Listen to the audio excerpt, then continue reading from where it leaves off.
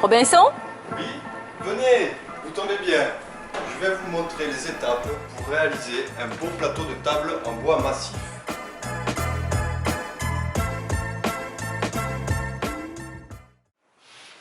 Alors, on va partir d'un plateau brut acheté dans une scierie. Bon, là, c'est pas la même essence de bois. Et pour au final arriver à un débit de planche de ce style. Donc d'abord, c'est quand même un plateau qui fait 5,5 cm d'épaisseur pour arriver à un plateau de 3,5 cm. Donc vous voyez bien le travail qu'il y a quand même avant et après. Donc dans un premier temps, on va déligner sur la longueur, donc couper avec une scie circulaire, des bandes, donc des planches assez larges en gardant quand même une marge de sécurité. Et ces planches là, vous voyez que c'est quand même assez courbé, c'est pas net quoi comme bois. Donc après, il va falloir, une fois débité, le passer sur une dégauchisseuse. Donc là c'est le morceau déjà fini, je vous le montre pas, ça sera peut-être pour une prochaine vidéo. Il va falloir le passer pour l'aplanir sur une face. Et ensuite, cette face qui sera déjà aplanie, vous allez la mettre sur le guide comme ça pour aplanir l'autre face. De ce fait, vous aurez deux surfaces de référence en équerre. Donc ensuite, les deux surfaces de référence que vous aurez marquées avec un crayon, vous la mettez, la surface qui est déjà aplanie par la dégauchisseuse, vous la posez sur la raboteuse, ce qui fait que ça va raboter la partie opposée. Et ensuite, la surface de référence que vous avez aplanie avec la dégauchisseuse, vous la mettez aussi sur le plateau et comme ça, vous allez raboter la partie supérieure. Ce qui fait que, au final, vous aurez les 4 côtés en équerre et un beau bois prêt à travailler. Bon, après dégauchissage et rabotage qui demandent quand même pas mal d'énergie, il faut un petit café.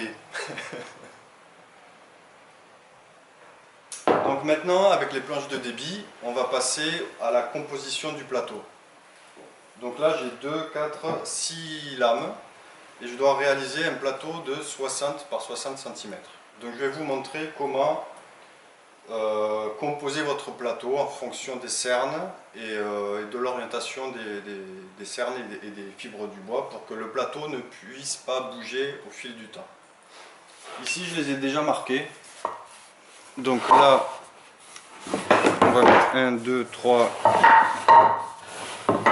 4, 5 et 6. Alors vous voyez que en fait ici toutes les fibres, toutes les cernes pardon, sont alignées, ont la même orientation. Elles partent toutes comme ça. Voilà. Donc il ne faut pas qu'il y ait une comme ci, une comme ça, sinon votre plateau en fait il aura tendance à tuiler comme on dit. Donc, et après, l'indispensable aussi, c'est d'inverser le cœur du bois. Ici, vous l'avez ici, le cœur. Et là, vous l'avez ici.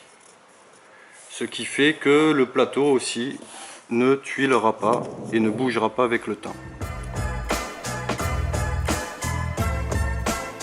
Donc, on fait un plateau de 60 par 60. Donc, vous alignez à vue les lames. Voilà. Et ensuite, on va les assembler avec des lamelles.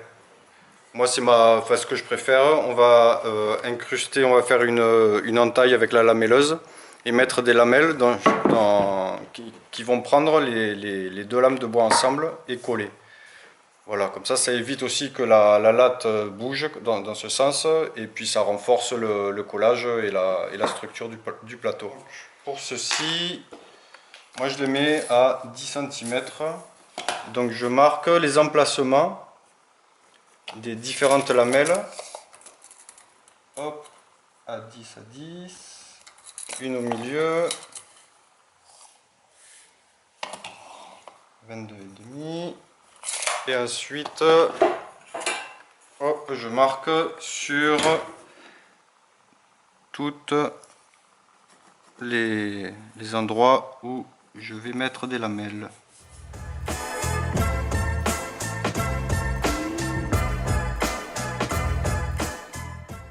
là, elles sont toutes marquées. Hop.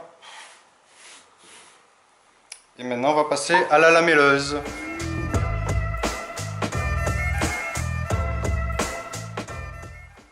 Voilà, donc la lamelleuse, en fait, elle se règle. Vous réglez la profondeur de où est-ce que vous voulez mettre la fente. Là, vous le réglez à 45. Vous posez bien plaqué contre le bois. Et là, vous avez le petit trait que vous avez fait tout à l'heure. Là, ici, un petit repère. Il faut que ça soit en face. Hop, bien plaqué.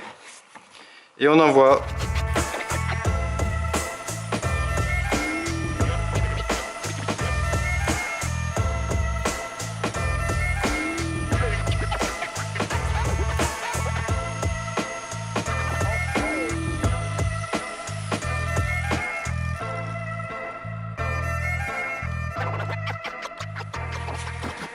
Autant vous dire que les EPI sont indispensables. Donc lunettes, masque et casque et gants si vous voulez. Enfin bon, on continue. Donc vous prenez un petit papier à poncer avec une cale en bois et vous enlevez toutes les bavures qu'il peut y avoir ici parce qu'au moment de coller, ça peut vraiment vous gêner. Donc vous passez hop sur la longueur un petit papier à poncer. Casser les petites bavures et là au moins c'est propre, c'est net et la lamelle rentrera bien.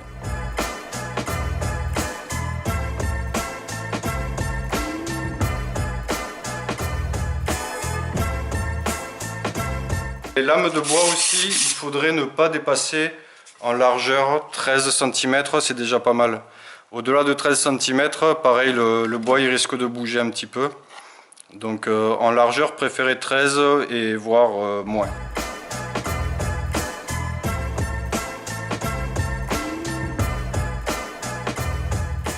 Après, des fois il y en a des